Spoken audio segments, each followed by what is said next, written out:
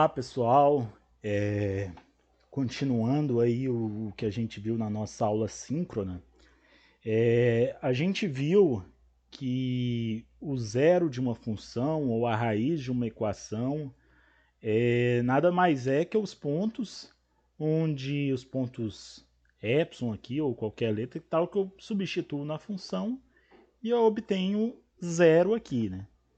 Então, geometricamente, é onde toca o eixo x aqui. Qualquer gráfico, onde toca o eixo x aqui, são as raízes da minha função. Ou o zero da minha equação, ou a raiz da equação. E a gente comentou já em sala que o que a gente vai fazer em duas fases. A fase 1, a localização das raízes, e a segunda fase é o refinamento, ou seja, a gente isolou a raiz ali, a gente vai aproximando, aproximando, aproximando, até estar tá tão próximo da solução quanto um erro pré-fixado, ou seja, eu coloco um erro muito pequeno, espremo, espremo, espremo, ora aquele erro ali vai ser insignificante, ou seja, eu vou ter uma precisão excelente ali naquele intervalo.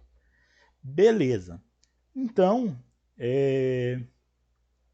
a gente viu que a gente vai precisar falar de um teoreminha que a gente chamou de teorema de Bolzano, que garante o seguinte, que se eu tenho uma função contínua em um intervalo AB, e f de A vezes f de B é menor que zero, ou seja, se f de A e f de B têm sinais trocados, então existe pelo menos um ponto aqui entre A e B, de modo que esse ponto entre A e B é raiz dessa equação.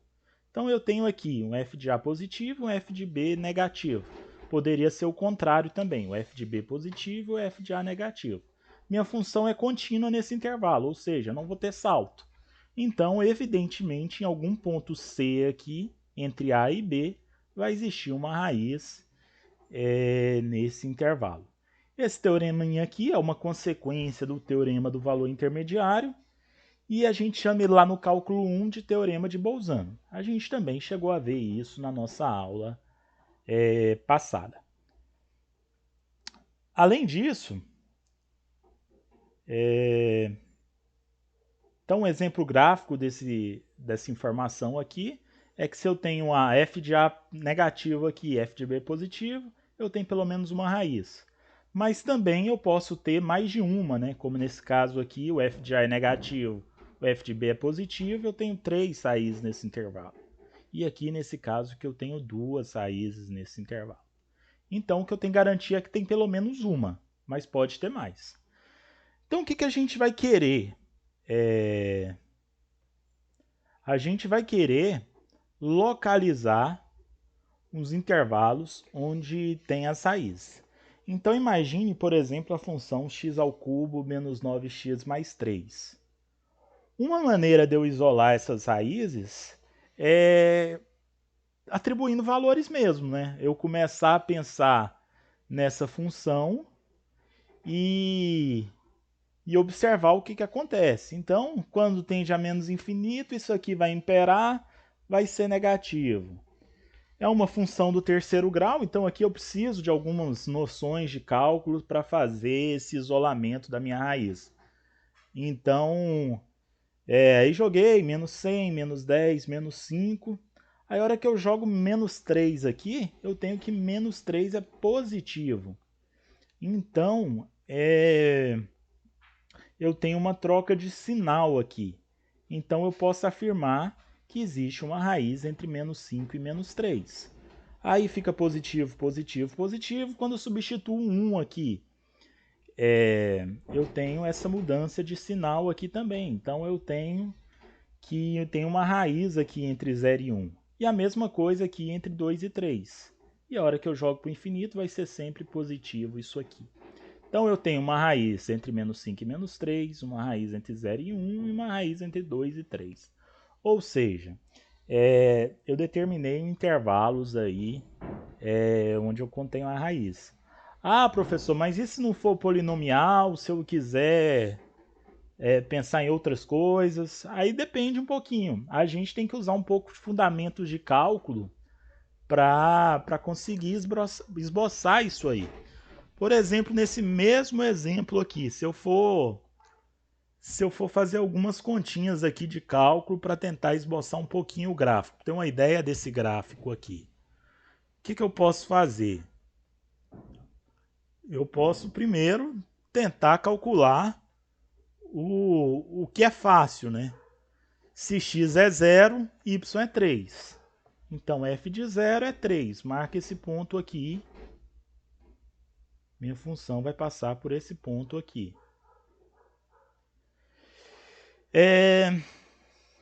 Beleza. O f de x igual a 0 é justamente o que eu quero. Então, não vou conseguir aqui, em geral, colocar o zero aqui e resolver. Então, eu tenho que usar outras técnicas aí. Uma outra técnica que eu posso ter é calcular a derivada disso aqui igual a zero, né? Calcular os pontos críticos. Então, eu posso ter, por exemplo, que f' de x é 3x ao quadrado menos 9. F' de x igual a zero, ou seja, a derivada igual a zero, eu tenho que 3x ao quadrado menos 9 é igual a zero. Passo 9 para cá, vai ficar 9 positivo. Passo 3 dividindo, 9 dividido por 3 dá 3. Então vai ficar x igual a mais ou menos raiz de 3. O que significa isso? Que se eu marcar numa retinha aqui, 0, menos raiz de 3 e raiz de 3, e eu posso olhar para a derivada aqui, né? Por exemplo, f' de 0, que está entre menos 0, menos raiz de 3 e 3, vai dar menos 9. Então, aqui a minha função é decrescente. Se eu pegar um valor aqui maior que a raiz de 3, aí vai ser, por exemplo, 4. 4 ao quadrado, 16. Vezes 3 vai dar um valor grande. Menos 9 é positivo. Então, se é positivo, então aqui é negativo, é decrescente. Se é positivo, crescente. Pelo mesmo argumento, aqui também vai ser positivo. Se eu pego um valor negativo aqui, a hora que eu levo a expoente par vai ficar positivo. Menos 9 é positivo. Beleza, o que eu tenho aí? Eu tenho aí que o meu gráfico, ele vai ter pontos de mínimo local, vai ter pontos locais aqui. Ou seja, minha função ela vem crescente, crescente, crescente, até o raiz de menos raiz de 3. Aí ela passa nesse ponto aqui, aí ela começa a decrescer e começa. E de acordo com isso, a gente faz um joguinho de sinal. Pega um valor aqui perto da derivada, por exemplo, aqui a gente já sabe que é positivo. Quando tende a menos infinito, ela vem crescendo, ela é crescente. Eu podia até colocar o contrário aqui, ela é crescente. Então, se eu quiser calcular f de menos raiz de 3 aqui para ter esse valor exato aqui, eu posso ter, eu vou ver que esse valor aqui é positivo. Então, aí é bem atribuindo valores mesmo, verificando as coisas. Por exemplo, você pode pegar um valor aqui que é próximo a menos raiz de 3, por exemplo, menos 2 e 1, só para ter noção se já passou ou não daqui. Então aí fica muito ao critério de vocês de observar isso. Eu vou, por exemplo, escolher aqui o 1 e o menos 1. Beleza. Quando f de menos 1, f de menos 1 dá o que aqui? Vai dar menos 1 mais 9, porque vai ficar menos 9 vezes menos 1, mais 3, que é 12. 12 menos 1, 11. Então, f de menos 1 está lá em cima, 11. Ou seja, minha função ela veio aqui de baixo, cortou aqui, cortou em algum momento aqui, aí aqui ela começa a decrescer, ela começa a decrescer. E você pode pegar um valor aqui, 1, por exemplo, para ver se ele já passou ou não aqui, porque ela vai decrescer até o raiz de 3. Então, se eu, por exemplo, calcular o f de 1, vai ficar 1 ao cubo, 1, menos 9, mais 3. Então, f de 1 é menos 5.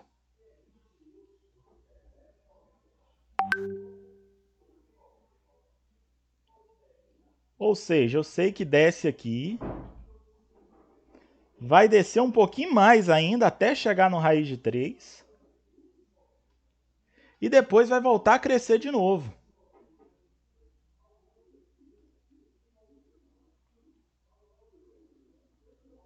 E aqui é a mesma coisa, né? Ela vai decrescendo até... Aquela é mais redondinha, porque o lápis não fica tão redondinho, mas ela é mais circularzinha. Ou seja, eu sei que entre menos 1 e 1, por exemplo, eu sei que tem uma raiz. Entre 1 e jogo um valor aqui, sei lá, 5, eu tenho outro. E entre menos 1 e jogo um valor aqui, menos 5, e vejo se deu um sinal trocado. Mas a gente não tem uma técnica muito definida para jogar esses valores aí.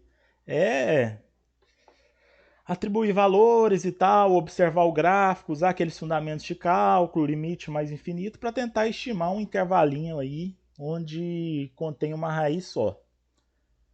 E uma outra técnica, além dessa, de usar fundamentos de cálculo para estimar essas coisas aí, eu poderia, que é uma técnica bem comum, e dependendo da função é mais fácil utilizar um, dependendo da função é mais fácil utilizar outro, comparar os gráficos. Deixa eu ver se eu deixei um exemplo aqui. Não deixei. Mas, então, vou fazer um desenho aqui, que algumas dicas para utilizar, que o próprio livro fala aí, é esboçar o gráfico da função e verificar onde toca os eixos da abscissa. Essa segunda técnica aqui, ela pode ser utilizada como, por exemplo, se eu quero esboçar o gráfico da função f de x é igual, por exemplo, raiz de x menos e elevado a x. Como assim? Eu tenho dois gráficos que eu conheço. Se eu olhar isoladamente, se eu isolar o e elevado a x, o raiz de x, eu tenho uma ideia de como que é o gráfico dele. Eu tenho a função e elevado a menos x, eu também sei o gráfico dele. E eu quero que isso seja zero. Então, f de x igual a zero implica que raiz de x menos e elevado a x, vou colocar elevado a menos x só para ter interseção, tá, pessoal? E elevado a menos x é igual a zero. Então, eu quero que raiz de x seja igual a e elevado a menos x. E eu esboço esses dois gráficos aqui. Eu chamo isso aqui de uma g de x e isso aqui de uma h de x. E posso tentar esboçar esses dois gráficos separados. São dois gráficos que eu conheço, né?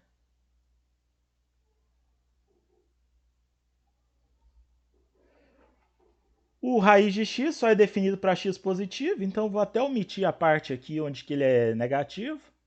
Mas eu sei que raiz de zero é zero. Então ele passa nesse pontinho aqui. Se eu pego, por exemplo, raiz de 4 é 2. Raiz de 9, que está lá na frente, é 3.